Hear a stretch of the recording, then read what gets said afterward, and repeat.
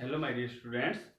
हमने previous video के अंदर अपने कुछ फंडामेंटल यूनिट्स, ड्राइव यूनिट और सप्लीमेंट्री यूनिट के बारे में पढ़ा था। यानी कुछ आपके पास फिजिकल क्वांटिटी और उनकी एसआई यूनिट्स के बारे में कुछ डिस्कस किया था। जरा हम सी बातें नॉलेज में लेके आए थे उनको।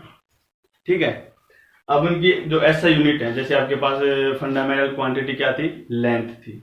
ठीक है, मास था, temperature, electric current, intensity, luminous intensity और सबडांस वगैरह, कुल मिला के कितनी थी, 7 क्वांटिटी थी। उनकी एसआई यूनिट थी, उनके सिंबल के बारे में पढ़ा था। जो जैसे आपकी लेंथ के लिए एसआई यूनिट क्या थी, मीटर। तो उनकी डेफिनेशंस के बारे में पढ़ना आपको। आज ज्यादा कुछ समझने का है नहीं, इसके अंदर समझने का ज्यादा है नहीं, लेकिन याद रखने पड़ सकते हैं। एक नंबर क्वेश्चन पूछ सकता है आपसे। ठीक है, जैसे आपके पास थी फिजिकल क्वांटिटी लेंथ और उसकी एसआई यूनिट क्या थी अपने पास, मीटर। तो ये मीटर किसने बताया कि हम 1 मीटर कितनी डिस्टेंस को मानेंगे। ठीक है, जो एक्चुअली जो ये चीजें हैं, जनरल कॉन्फ्रेंस एक है वेट एंड मेजरमेंट के लिए पेरिस के अंदर, वो आपको क्या करते हैं, डिफाइन करते हैं कि इतनी दूरी को, इतने वेट को, इतने समय को हम 1 सेकेंड कहेंगे, 1 किलोग्राम कहेंगे, 1 मीटर कहेंगे। तो मान ले उसने कि उन्होंने शुरुआत के अंदर शुरुआत में जैसे उन्होंने कोई लोहे का टुकड़ा लिया, ठीक है, किसी का भी, और बोल दिया कि इसको हम बोलेंगे 1 मीटर है भाई ये। फिर वही बाजारों में आ गया, इतना इतना टुकड़ा लोगों के पास पहुंच गया, इसको 1 मीटर मानेंगे। ठीक है, लेकिन बाद में जैसे जैसे टाइम गया, लोगों की नॉलेज बढ़ी, साइंटिस्ट आए, उन्होंने कहा यार अगर मैं इसको 1 मीटर मानूंगा और मेरी ये एसआई यूनिट है, ये स्टैंडर्ड यूनिट है, तो अर्थ के ऊपर, चाहे चंद्रमा के ऊपर, चाहे सूर्य के ऊपर, कहीं भी लेके जाऊंगा तो ये जो डिस्टेंस मेरी कितनी रहेगी, 1 मीटर रहेगी। ये लोहे का टुकड़ा क्या रहेगा, 1 मीटर रहेगा। लेकिन फिर उसने एक एक्सपेरिमेंट किया, कितना लंबा, एक स्प्रिंग ले लिया। क्या लिया, स्प्रिंग। ये सुननी है कोई, वो नहीं है कि आपको समझना, कुछ सुनना, इंटरेस्ट बनाना है। एक स्प्रिंग लिया, उस पर लोहे का टुकड़ा लगा दिया। अब इतना ये क्या था, उसकी भी इतनी लंबाई थी, उसको मैं क्या बोलूंगा, 1 मीटर। तो उसने एक से पूछा भाई ये बता कितनी डिस्टेंस है, वो बोला 1 मीटर है। तो उसने उसको ऐसे घुमाया तो स्ट्रेच होगा स्प्रिंग, तो तब उसकी लेंथ क्या हो गई, बढ़ गई। फिर रोका, बोला बता कितना है, बोला अब भी 1 मीटर है ये। फिर उसने और जोर से घुमाया तो और भी लेंथ बढ़ गई, स्ट्रेच हो गया। यानी कि वो लोहे का टुकड़ा अब भी 1 मीटर नहीं था। ठीक है ना, एक आपके पास प्रिसाइज या एक्यूरेट डेफिनेशन है जो लोहे के टुकड़े को 1 मीटर कहूं। जैसे मेरी पृथ्वी घूम रही है, ठीक है, पृथ्वी सूर्य की चारों तरफ भी घूम रही है, खुद की एक्सिस पे भी घूम रही है। अगर ये घूमने रुक जाए तो क्या इतना ही रहेगा साइज लोहे का टुकड़े का, यानी तो स्ट्रेचेबल है। अगर मैं हीट करूंगा तो एक्सपेंड होगा ये, तो उसको सही नहीं माना। फिर नहीं यार, जिसको मैं चंद्रमा पे लेके जाऊंगा तो अलग हो जाएगा साइज, सूर्य पे लेके जाऊंगा तो अलग हो जाएगा, हीट की वगैरह से एक्सपेंड हो जाएगा ये, तो ये सही नहीं है। तो फिर उन्होंने आइंस्टीन ने इक्वेशन दी थी। ठीक है, आइंस्टीन ने बताया था कि इलेक्ट्रोमैग्नेटिक वेव होती है, इस स्पीड से लाइट चलती है। तो उन्होंने इसकी बजाय एक ऐसी चीज को चुना जिसका चाहे अर्थ के ऊपर हम या चंद्रमा के ऊपर, सूर्यमंडल से बाहर कहीं भी, पातालोक में कहीं जाएं, जिसकी लेंथ या डिस्टेंस वगैरह पे इसका कोई प्रभाव ना पड़े, उसका ऑक्सीडेशन वगैरह भी ना हो। जैसे आप 10वीं क्लास में पढ़ते हो द स्पीड ऑफ लाइट, ठीक है, कितनी पढ़ते हो कि 3 × 10⁸ मीटर पर सेकंड स्पीड होती है, यानी कि 1 सेकंड में इतना मीटर। ठीक है, तो उन्होंने कहा कि मैं इसको स्पीड ऑफ लाइट से क्यों ना डिफाइन करूं मीटर को। अब स्पीड ऑफ लाइट जो है वैक्यूम के अंदर, चाहे अर्थ पे हो, चाहे मून पे हो, चाहे सन पे हो, ये तो नहीं बदलेगी। तो उस लोहे के टुकड़े की वजह से क्या किया, इसको यूज किया, स्पीड ऑफ लाइट को यूज किया। ये एक्यूरेटली नहीं है आपकी 3 × 10⁸ मीटर पर सेकंड आप जो पढ़ते हो कि 1 सेकंड में तय की गई दूरी इतना मीटर, 3 × 10⁸ मीटर, कितने समय में, 1 सेकंड। ये एक्यूरेट नहीं है, लगभग इतनी होती है। ठीक है, एक्यूरेट नहीं है ये, लगभग इतनी होती है, समझ गए, इतनी। तो कहा कि भाई इतनी मीटर 1 सेकंड में, तो 1 मीटर कितने सेकंड में जाएगा, यानी कि 1/3 × 10⁻, इतनी सेकंड में, यानी कि इतनी सेकंड में तय की गई दूरी उस लाइट के द्वारा, the path length travelled by the light, कितनी सेकंड में, इतनी सेकंड में, कितनी होगी, 1 मीटर रहेगी। और इसका ना ऑक्सीडेशन होगा, ना अर्थ के ऊपर, चंद्रमा पे कहीं इसका कोई प्रभाव नहीं पड़ेगा। यानी कि जो लेंथ जो ट्रेवल किया लाइट ने इतनी सेकंड में, उसको क्या बोला, 1 मीटर। और सबके लिए क्या हो गया ये, फिर ये वैलिड हो गया। ठीक है, और ये एक्चुअली कितनी होती है, इतनी होती है। लगभग इतनी 3×10⁸ मीटर के आसपास, इसी को ये लिखा जाता है। ठीक है, तो अब 1 मीटर की डेफिनेशन आपको पता चल गई कि it is the length of path travelled by A light in vacuum in 1 like that second. ठीक है, समझ गए आप? ये तो अभी बोला था आपको, समझना कुछ है नहीं, याद रखने के एक एक नंबर क्वेश्चन वगैरह पूछ सकता है आपसे। ठीक इसी प्रकार अगली थी आपके पास एक फिजिकल क्वांटिटी क्या थी, मास, और जिसका ऐसा यूनिट क्या था, किलोग्राम। ठीक है, इसी प्रकार फिर किलोग्राम पे बात आई। जैसे भाई हमने किसी वस्तु को रखा, महसूस किया, फिर उससे कुछ भारी चीज को रखा, महसूस किया, यानी हल्का भारी महसूस किया, उस प्रॉपर्टी को, उस वस्तु की उस प्रॉपर्टी को नाम दे दिया था हमने वेट। ठीक है, वेट नाम दे दिया था। अब उसकी बात हो रही है वेट की बात, उसकी असल यूनिट क्या है, किलोग्राम है। अब किलोग्राम किसको कहूंगा मैं, कितने वजन को किलोग्राम कहूँ। जो हम यहाँ पे किलोग्राम ले रहे हैं, बाहर के किसी भी कोने पे चले जाओ 1 किलोग्राम उतना ही रहेगा, चाहे अमेरिका में चले जाओ उतना ही रहेगा, क्योंकि आपकी इंटरनेशनल यूनिट होती है। ठीक है, तो किसको कहूंगा मैं 1 किलोग्राम। तो इसके लिए वेट के 1 किलोग्राम के लिए कोई ऐसी चीज है नहीं पर्टिकुलर की लाइट को चुना हो, एनर्जी को चुना हो, कोई चीज हो। बस उन्होंने कोई ऐसा पत्थर उठाया, कोई टुकड़ा उठाया, वहां से कोई सैंपल लिया जिसका ऑक्सीडेशन वगैरह ना होता है इस प्रकार से, और उसका वेट को बोल दिया कि इस जितना वेट जहाँ पे भी जिस भी वस्तु में होगा उसको मैं बोलूंगा 1 किलोग्राम। ठीक है, यानी उसके लिए क्या किया, प्रोटोटाइप बनाया।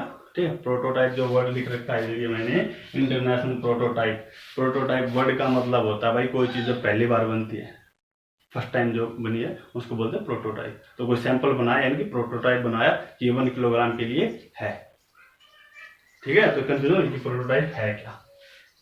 तो आपके पास वो प्रोटोटाइप, वो सैंपल था, उसके वेट को उन्होंने अभी बोला ना कि पेरिस के अंदर है जो वेट एंड मेजरमेंट के लिए जो आपकी कॉन्फ्रेंस है वो डिफाइन करती चीजें, उन्होंने डिफाइन किया कि इस चीज को, इस सैंपल की इस वेट को हम क्या बोलेंगे, 1 किलोग्राम।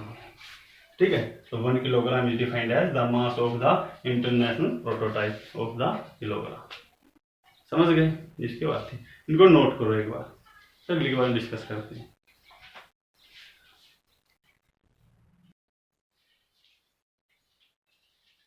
नोट कर लिया? अगली देखो आप कैसे नोट किया, सेकंड टाइम के लिए। अब ये तो बहुत इंपॉर्टेंट थी भाई, इसकी डेफिनेशन तो बिल्कुल प्रिसाइज होनी चाहिए, एक्यूरेट होनी चाहिए। क्यों होनी चाहिए, पहले समझ लो। जैसे आप कोई अंतरिक्ष के अंदर कोई भी मिशन करते हो कि मुझे चंद्रमा के ऊपर कोई भी यान भेजना है अर्थ से, ठीक है, कोई रॉकेट या यान भेजना है, और मुझे पता है कि 2 करोड़, जो भी ऐसे मैं बता रहा हूँ, 2 करोड़ किलोमीटर जाकर इसको मुझे ऐसे राइट मोड़ना है, और इसकी स्पीड क्या है आपको पता है, इसकी स्पीड तो बहुत ज्यादा होती है, रॉकेट वगैरह यान की स्पीड बहुत ज्यादा होती है, और मुझे पता है कि इसको 2 घंटे के बाद क्या करना है, राइट के अंदर टर्न करना है इसको। ठीक है, मान लो अगर मैं आधा सेकंड भी लेट हो गया, 2:01 के बाद मैंने इसको राइट टर्न किया, तो क्या चंद्रमा पे जाएगा, क्या पता भाई कहाँ जाएगा। 1 सेकंड में तो पता नहीं कितनी डिस्टेंस तय कर लेगा ये। ठीक है, अगर 1 सेकंड या आधा सेकंड भी लेट हो गया तो भी चंद्रमा पे नहीं जाएगा, क्या पता कहाँ जाएगा। यानी टाइम या सेकंड के लिए तो मुझे बिल्कुल ही प्रिसाइज एक यूनिट चाहिए, ऐसा स्टैंडर्ड यूनिट चाहिए थी जो बिल्कुल एक्यूरेट हो, जिसमें एरर की गुंजाइश ना हो। मानने को तो शुरुआत में क्या बना लिया था कि पता चल गया था कि यार 24 घंटे में चक्कर लगाती है, अब 24 के टुकड़े कर लिए उन्होंने, तो उसको 1 घंटे का नाम दे दिया, 24 के 24 टुकड़े, तो हर एक टुकड़े का नाम 1 घंटा। फिर उसे 1 घंटे का भी 60 टुकड़े कर लिए, 1 मिनट, और फिर उसके भी 1 मिनट के 60 टुकड़े कर दिए तो 1 सेकंड। तो आगे डेफिनेशन तो 1 सेकंड, ठीक है ना। 24 घंटे से फिर उसको 1 घंटा बना, 1 घंटे से हमने मिनट बनाए, मिनट से सेकंड।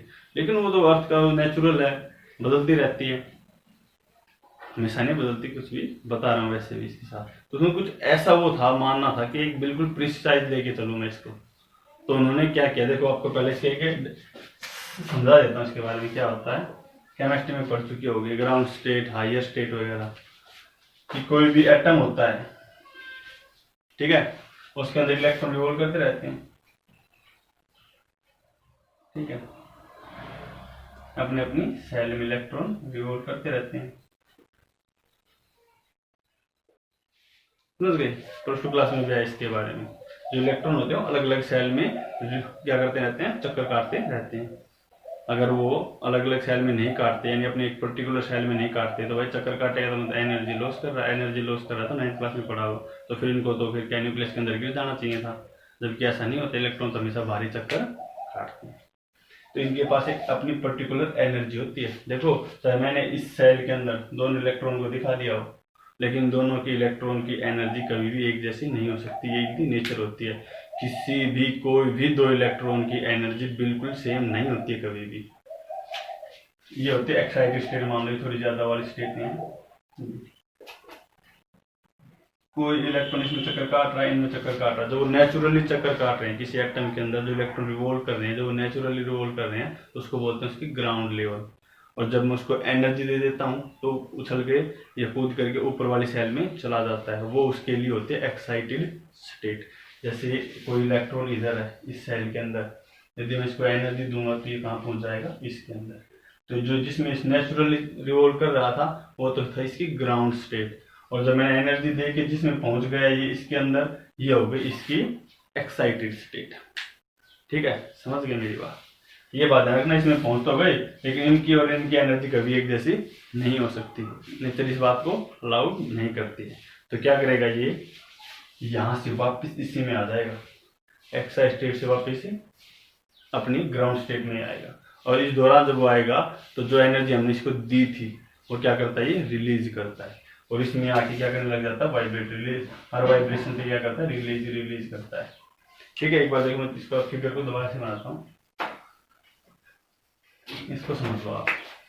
ये एक सेल है, इसके अंदर कोई इलेक्ट्रॉन, ये इलेक्ट्रॉन है, रिवॉल्व कर रहा है, कुछ इसके अंदर भी है भाई, जो क्या कर रहे हैं, चक्कर काट रहे हैं। ठीक है, और कुछ इसके अंदर भी होंगे। अब नेचुरली जिनके अंदर ये चक्कर काट रहे हैं, रिवॉल्व कर रहे हैं, उसको बोलते हैं ग्राउंड स्टेट। अब मैं इसको एनर्जी दे दूंगा तो ये कहाँ पहुंच जाएगा, ऊपर वाले में चला जाएगा, और इसके लिए क्या हो जाएगा, अभी ये एक्साइटेड स्टेट हो जाएगी। लेकिन नेचर कहती है कि नहीं, इसको अलाउड नहीं करेगा इसके अंदर, इसको वापस अपने में ही भेज देगा, क्योंकि इसके अंदर जो इलेक्ट्रॉन होंगे उसकी एनर्जी और इनकी एनर्जी कभी भी सेम नहीं हो सकती है। तो वापस इस एक्साइटेड से कहाँ जाएगा, ग्राउंड में, और इस दौरान जब वापस आता है तो एनर्जी रिलीज करता है। और जो एनर्जी इसके अंदर बच गई ग्राउंड स्टेट से, जो ज्यादा एनर्जी, इसको यहाँ पे जितनी भी एनर्जी चाहिए थी उसकी ज्यादा जो एनर्जी बच गई, उसकी वजह से क्या करता है, इसमें ग्राउंड स्टेट में ऐसे वाइब्रेट करने लग जाता है, वाइब्रेट। ठीक है, धीरे धीरे वाइब्रेट करने लग जाता है, एनर्जी का लॉस करता है। हाँ, जब ये वाइब्रेशन करता है ना, तो जो इसका टाइम पीरियड होता है वाइब्रेशन करने का, उसमें कोई फर्क नहीं पड़ता। समझ गए। पहले तो ये बात समझो कि इसको एनर्जी में कैसे दूंगा भाई, इलेक्ट्रॉन को दो तीन तरीके होते हैं, आप दे सकते हो। या तो आपस में रब कर दो, एनर्जी आ जाएगी, उछल के ऊपर चला जाएगा, या फिर आप इसको क्या करो, इलेक्ट्रिसिटी यानी कि लाइट दे दो, एनर्जी दे दो, फोटोन लेके ऊपर चला जाएगा। समझ गए। या कोई दूसरे इलेक्ट्रॉन के ऊपर थ्रो करो, उसको पुश कर देगा, ऊपर चला जाएगा, वो मैटर नहीं कर रहा अभी फिलहाल। यानी कि एनर्जी दूंगा एक साइड में जाएगा, लेकिन वहाँ पे नहीं, वापस आ जाता है। देखो सिंपली आपने देखा होगा, आप कुछ घड़ी होती हैं जो रात को चमकती हैं, बोलते हो आप, रेडिएशन होता रहता है, ठीक है ना, टाइम दिखाती हैं, ठीक है, रेडियो एक्टिव एलिमेंट की बनी होती है। ठीक उसी प्रकार यहाँ पे हम यूज करेंगे सीजियम का, उसमें भी यही होता है कि जो आपके इलेक्ट्रॉन वगैरह होते हैं वो इसमें हायर एनर्जी में चले जाते हैं, इलेक्ट्रॉन सेल वगैरह डालते हैं, जो भी चार्ज करते हैं, एनर्जी लेके यहाँ पहुंच जाता है, वो इसको अलाउड नहीं करेगा, नीचे आ जाएगा, उसमें जो एनर्जी बचेगी वो वाइब्रेशन करेगा, और जो वाइब्रेशन करेगा तो उस एनर्जी को रिलीज करता रहेगा, जो हमने उसको दी थी एक्साइटेड स्टेट में पहुंचाने के लिए, उसको रिलीज करेगा। उस रिलीजेशन की वजह से लगभग किसमें करता है, इलेक्ट्रोमैग्नेटिक वेव के रूप में रिलीज करेगा जो एनर्जी हमने उसको दी है उसको, तो वही हमें दिखती है। तो उसकी वजह से क्या करता है, वाइब्रेशन करता है, वाइब्रेशन। हाँ, वाइब्रेशन तो करता है, लेकिन उसका हर वाइब्रेशन का जो टाइम पीरियड होता है वो सेम होता है, डिस्टेंस ट्रेवल की अलग हो सकता है। देखो कैसे, मैं कहने का मतलब क्या है, मान लो एक पेंडुलम इधर लेके आया मैं इसको, ठीक है, यहाँ लेके आया, इसके पास पोटेंशियल एनर्जी, इधर मैक्सिमम काइनेटिक एनर्जी होती है, इधर पोटेंशियल एनर्जी, इसको यहाँ पे आएगा, काइनेटिक एनर्जी मैक्सिमम हो जाएगी, उसकी वजह से रुकता नहीं है, यहाँ रोकने वाला कोई नहीं, यहाँ पर पोटेंशियल एनर्जी में बदल जाएगी। अब ये नेचर इसको अलाउड नहीं करेगी, यहाँ पे वो क्या करेगा, वापिस चल रही हूँ, यहाँ पे आ जाएगा, फिर यहाँ पे आएगा। चाहे इसका टाइम पीरियड में डिस्टेंस इतने भी कर दूँ ना, इसका अगर मैं घटा दूँ, ये ऑसिलेशन घटा के इतना ही कर दूँ, बस इतने की बजाय इतना भी कर दूँ ना, तो जितना इस इधर टाइम लग रहा था इसको, उतना ही टाइम इसमें भी लगता है। होता क्या है, जब वो छोटा हो जाता है ऑसिलेशन, उसका स्पीड बढ़ जाती है, ज़्यादा होता है उसकी स्पीड कम हो जाती है। ठीक है, समझ गए। यानी टाइम उतना ही लगता है, टाइम नहीं करता। यदि इसमें जो आने जाने में अगर ये 2 सेकंड ले रहा था तो इधर भी 2 सेकंड ही लेगा। इसका ऑसिलेशन छोटा हो गया तो इसकी स्पीड कम हो जाएगी, डिस्टेंस कम करेगा तो 2 सेकंड, यानी कि टाइम पीरियड सेम ही रहता है। तो ठीक इसमें भी वही बात कह रहा हूँ मैं इधर कि इसकी एनर्जी मानो शुरुआत में 10 जूल या कोई भी एनर्जी इसके पास ज़्यादा थी, तो ऐसे रेडिएशन जो होगा ये इसकी वजह से कि धीरे धीरे कम होती, 10, 9, 8, 7 ऐसे ये भी इससे कम होता है भाई, धीरे धीरे ये ऐसे ऐसे कम ऐसे कम हो जाए, लेकिन हर एक रेडिएशन का टाइम पीरियड क्या रहता है, सेम रहता है। और इसी को हमने यूज किया सेकंड बनाने में। ठीक है, हमने क्या लिया, सीजियम लिया।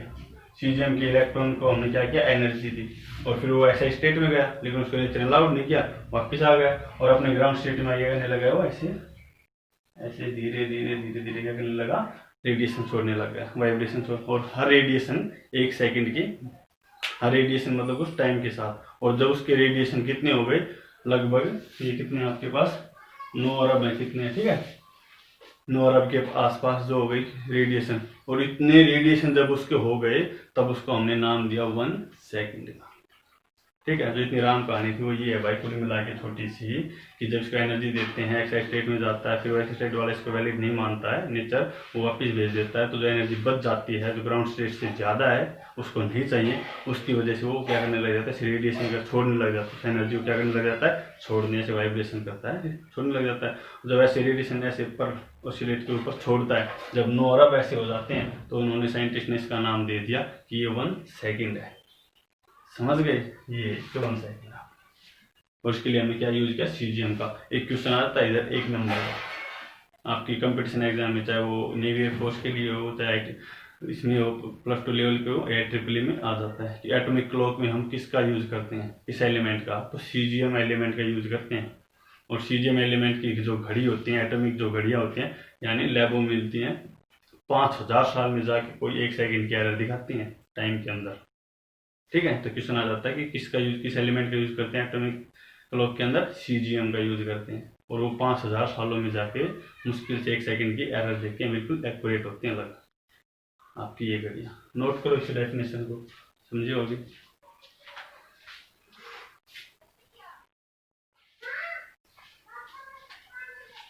हो गया भाई नोट। ये देखो एम्पियर, इलेक्ट्रिक करंट आपने क्या थी, फिजिकल क्वांटिटी, फंडामेंटल क्वांटिटी थी, और इसकी ऐसे यूनिट क्या थी, एम्पियर। तो 1 एम्पियर करंट किसे कहेंगे हम कब कहेंगे कि ये जो करंट है ये 1 एम्पियर है। तो इसके लिए क्या किया था कि 2 इनफाइनाइट लेंथ की क्या ले ली थी हमने, वायर, ठीक है, और उनके बीच की डिस्टेंस थी 1 मीटर, और इसमें से क्या करंट किया, पास किया, करंट की वैल्यू क्या कर दी हमने, पास, कोई कांस्टेंट करंट पास किया। अब देखो एक प्रॉपर्टी होती है, आपको पता है, चार्ज की, इलेक्ट्रिक करंट की, या तो फोर्स ऑफ अट्रैक्शन होता है या फोर्स ऑफ रिपल्सन होता है। अट्रैक्शन होता है, रिपल्सन होता है, वो डिफाइन करता है, डिपेंड करता है कि जो आपने जो लॉन्ग इनफाइनाइट कंडक्टर लिए हैं, वायर लिए हैं, उनके अंदर करंट की डायरेक्शन क्या है, ये आप पढ़ोगे +2 क्लास के अंदर इसके बारे में। अभी तो फोर्स अट्रैक्शन रिपल्सन को छोड़ दो, मेरी बात इतनी है समझने की कि 1 एम्पियर करंट किसको कहा।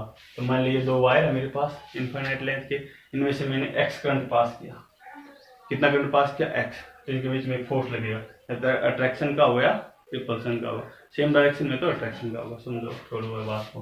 तो इसके अंदर एक फोर्स लगेगा, ठीक है, वो मान लिया मैंने, कितना लगा कि 1 न्यूटन पर मीटर, पर यूनिट लेंथ के हिसाब से। फिर मैंने वाई करंट पास किया इसके अंदर, कितना करंट पास किया, वाई, तो ये हो गया 2 न्यूटन पर मीटर। फिर मैंने किया थोड़ा और इंक्रीज किया, जेड, ठीक है। अब इन दोनों के, इस 2 कंडक्टर के बीच में लगने वाला फोर्स मेरा बन गया 2 × 10⁻⁷। इधर भी कुछ आ रहा था 10 की पावर माइनस, जो भी बन रहा था भाई 6 इसके पास जो भी, ठीक है, समझाने के लिए बता रहा हूँ।